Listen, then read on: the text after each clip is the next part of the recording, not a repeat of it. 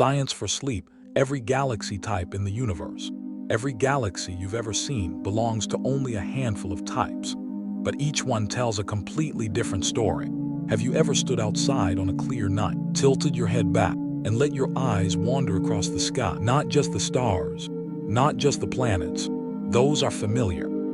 They're like old friends you've known your whole life. I mean the faint, misty patches of light that float among them like clouds of luminous dust.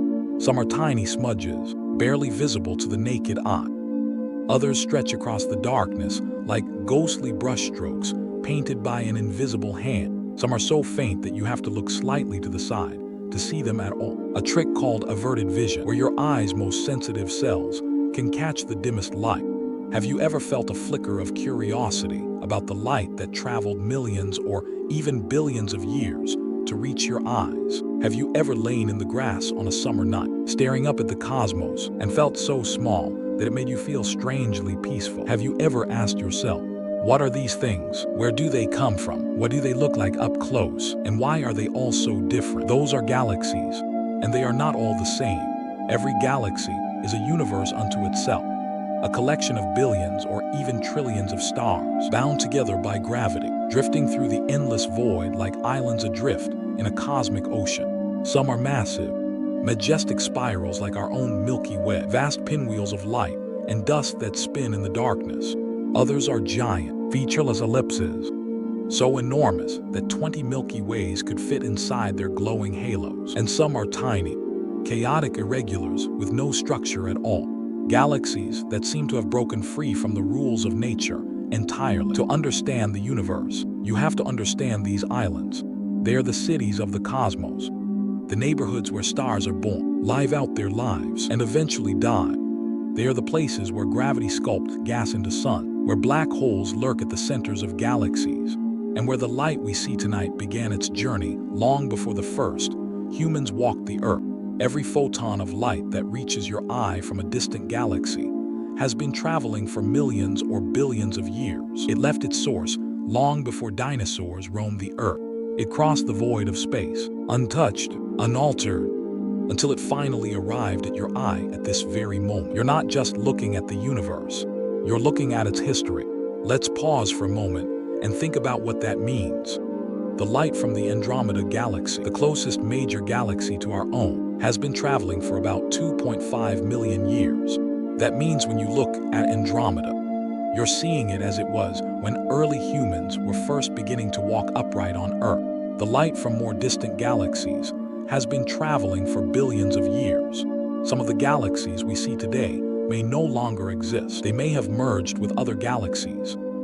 They may have been consumed by supermassive black holes. They may have transformed into something entirely different. The universe is a living, breathing thing, constantly changing, constantly evolving, and we're seeing it in slow motion. But how do we make sense of this cosmic diversity? How do we classify something so vast and varied? How do we look at a universe filled with billions of galaxies and find patterns in the chaos? And more importantly, how do these patterns help us understand where we came from and where we're going? That's where Edwin Hubble comes in, but we'll get to him soon. First, let's understand what a galaxy actually is.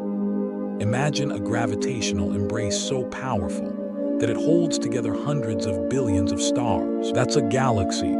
It's a gravitationally bound system containing stars, gas, dust, and something else, something invisible. Dark matter. This mysterious substance outnumbers normal matter by 5 to 1 and provides the extra gravity needed to keep galaxies from flying apart. Without dark matter, galaxies would simply disintegrate. The stars would fly off into the void like rocks from a slingshot. The universe, as we know it, would not exist. Have you ever thought about how fragile these vast structures really are? They are held together by an invisible force, balanced on a knife's edge between gravity and motion. And yet, they've persisted for billions of years. They've survived supernova, black holes, galactic collisions, and the relentless expansion of the universe itself. They are both fragile and eternal. They stand as monuments to the power of gravity, the great sculptor of the cosmos. Galaxies range from a few million stars to hundreds of billions, and they come in a staggering variety of sizes and shapes. Some are so small that they contain only a few million stars, barely enough to be called a galaxy at all. Others are so massive that they contain trillions of stars. Their gravity so powerful that they influence everything around them for millions of light years. Some are bright and vibrant, bursting with new stars, their spiral arms glowing with the blue light of young suns. Others are dim and ancient, their star formation long since extinguished, their light fading like embers in a dying fire.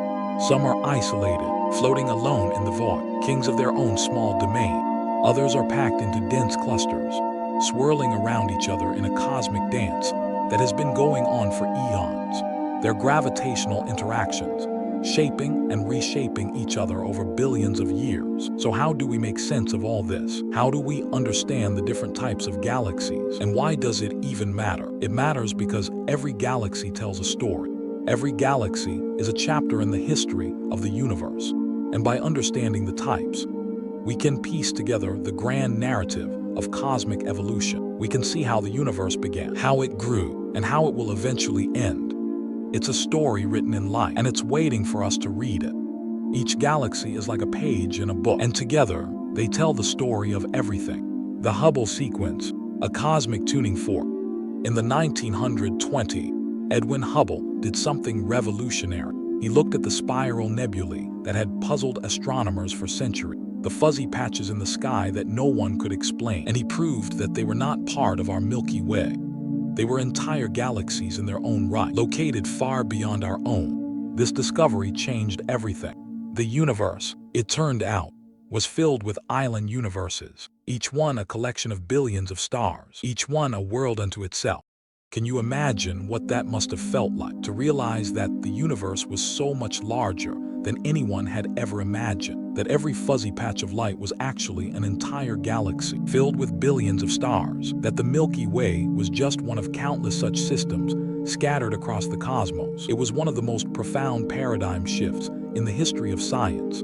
Hubble had, in a single stroke, expanded the known universe by an unimaginable factor. The cosmos was no longer a single system. It was a multitude.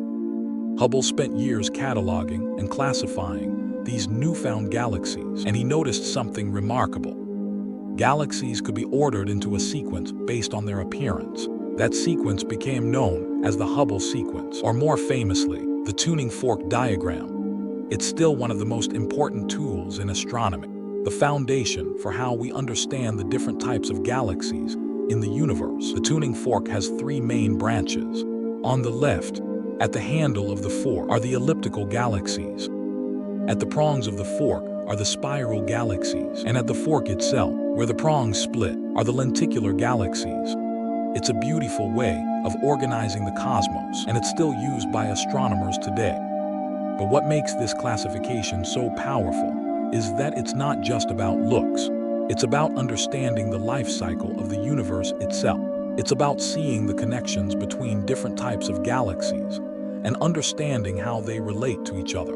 So let's explore each branch of the tuning fork together. Let's travel through the cosmos and see the incredible diversity of galaxies that fill the universe. Elliptical galaxies, the smooth, ancient giants. Let's start with the handle of the tuning fork. That's where the elliptical galaxies lie.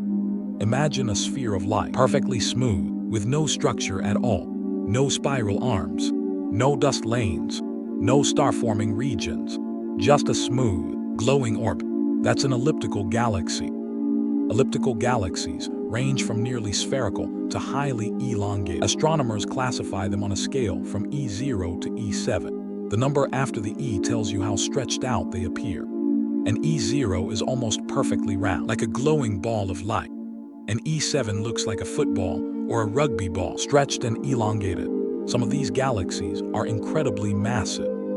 The giant ellipticals found at the centers of galaxy clusters are so enormous that 20 Milky Way galaxies could fit inside them. 20 of our galaxies, each with billions of stars, tucked inside a single behemoth of light. These are the titans of the universe. But size isn't everything. There are also dwarf ellipticals. These are the most common type of galaxy in the universe, even though they are so faint that they are difficult to detect. They are small, quiet, and unassuming, but they are everywhere.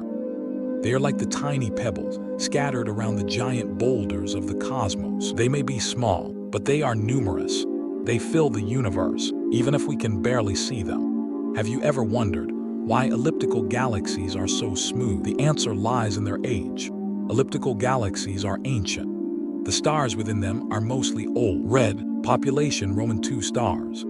These are stars that formed early in the history of the universe, long before our sun was even born. Because they are old, they appear red.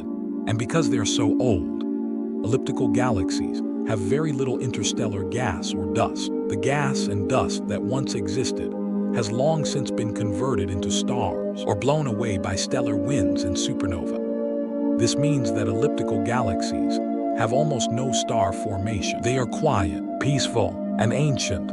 They have no spiral arms, no bright young stars, no clouds of glowing hydrogen, just the smooth, gentle glow of billions of ancient suns.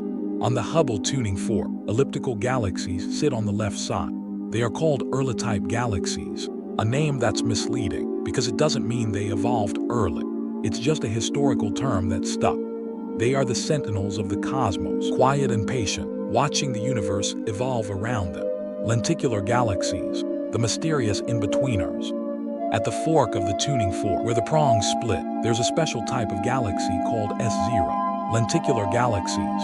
These are the in-betweeners. They have a disk and a bulge, like spiral galaxies, but they lack spiral arms. Think of them as armless spirals. Or disk galaxies that never quite develop the beautiful swirling structure of a true spiral. They sit right at the boundary between the smooth, ancient ellipticals and the dynamic, star-forming spirals. Lenticular galaxies are often described as having more gas and dust than ellipticals, but less than spirals. They are transitional. They represent the edge of the cosmic divide. Hubble himself predicted the existence of S0 galaxy. He felt there was a gap in his classification system that needed to be filled, and indeed, they fill that gap perfectly. They're not as famous as spirals or ellipticals, but they are fascinating in their own right. They are like the quiet middle child of the galaxy family, not as flashy as their spiral sibling, not as ancient as their elliptical cousins, but they have their own mysterious beauty. They hint at the complex processes that shape galaxy, the delicate balance between gas, gravity, and time. They are galaxies in transition, caught between two states of being. Spiral galaxies, the cosmic pinwheels. Now we come to the most recognizable galaxies of all, the spirals. Spiral galaxies are the cosmic pinwheels. They have a flat, rotating disk with stars, gas, and dust, a central stellar concentration called a bulge, and a halo of stars with many globular clusters. The bulge sits at the center, glowing brightly. The disk is what gives the galaxy its flat shape, and the spiral arms are where the magic happens. They contain young stars and are sites of intense star formation. Spiral galaxies are divided into two families, normal spirals and barred spirals. The only difference is the presence of a bar, a bright, elongated structure that runs through the nucleus of the galaxy. In barred spirals, the spiral arms originate at the ends of this bar, rather than from the nucleus itself. Have you ever wondered what our own Milky Way looks like from the outside? Astronomers believe it's a barred spiral galaxy. We can't see it directly. Of course, we're inside it. But by studying other galaxies, we've been able to piece together a picture of our own home. We know it has a central bar, spiral arms, and a disk of stars and gas. We know it's a typical spiral galaxy, just like billions of others in the universe. Both normal and barred spirals are further subdivided into types A, B, C, and sometimes D. As you move from type A to type C, the bulge becomes smaller, the arms become more loosely wound, and the arms become more clearly resolved. SA galaxies have large bulges and tightly wound arms. SC galaxies have small bulges and loose, open arms. This progression is sometimes described as a sequence of decreasing central concentration and increasing importance of gas and young stars. In the later types, star formation is vigorous, and the arms are filled with bright young stars and glowing nebulae. On the Hubble tuning fork, spirals sit on the right side. They are called late-type galaxies. They are the vibrant, dynamic members of the galaxy family, constantly creating new stars and lighting up the darkness. Irregular galaxies, the wild ones. Not all galaxies fit neatly into the Hubble sequence. Some are just too chaotic. Irregular galaxies are the misfits, the rebels, the ones that refuse to follow the rules. They have no regular shape, no bulge, no spiral arms. Some appear as amorphous clouds of stars and gas, while others show hints of structure that are too disorganized to classify. Irregular galaxies are divided into two subclasses. Uri galaxies have some hint of organized structure, a trace of a spiral arm, or a bar-like feature. They can be placed at the far end of the spiral sequence. Roman II galaxies are completely disorganized, with no recognizable structure at all. They are the true rebels of the galaxy world. The Large and Small Magellanic Clouds, two of the closest galaxies to the Milky Way, are irregular galaxies. They are visible to the naked eye from the southern hemisphere, and they've been known to humans for thousands of years. They are rich in gas and dust, with active star formation. They appear blue because they contain many young, hot stars. They are wild and untamed. A reminder that the universe is not always orderly and predictable. How galaxies change, the dance of evolution. The galaxy classification system is not just a way of sorting shapes. It also tells a story. The Hubble sequence is, in many ways, a sequence of decreasing star formation vigor. Ellipticals have the least star formation. Spirals have more. Irregulars have the most. But here's the twist. The Hubble sequence does not represent an evolutionary path. Hubble himself originally thought that galaxies might evolve from one type to another, perhaps from elliptical to spiral, or vice versa. We now know that's not true. Galaxies are not simply transforming from one Hubble type to another. Galaxies can change dramatically over cosmic time through a process called galaxy merging. When two galaxies collide and merge, they can be completely reshaped. A merger of two spiral galaxies can produce an elliptical galaxy. This is thought to be how some of the giant elliptical galaxies in the centers of clusters form. A merger of a smaller and a larger galaxy can disrupt the larger one, producing peculiar shapes and maybe even triggering bursts of star formation. A close encounter with a neighboring galaxy can pull stars and gas out into tidal tails, creating irregular shapes.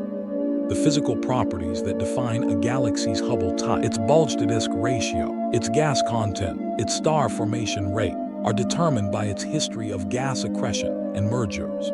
The Hubble sequence is not a ladder of evolution. It's a snapshot of the diverse ways that galaxies can be assembled. The final question. So the next time you look up at the night sky and see a fuzzy patch of light, ask yourself this: what kind of galaxy is it? Is it an ancient, smooth elliptical, filled with old red stars and quiet as a tomb? Is it a majestic spiral, a cosmic pinwheel of star formation and glowing gas? Is it a lenticular, a mysterious in-betweener with a disk but no arms? Or is it an irregular, a wild rebel that refuses to follow the rules? Every galaxy type is a different expression of the same fundamental ingredients: gravity, gas, stars, dark matter, and time. Tonight, somewhere in the darkness, billions of galaxies continue their silent journey through space, completely unaware that one tiny civilization is trying to understand them. Sleep well under the stars.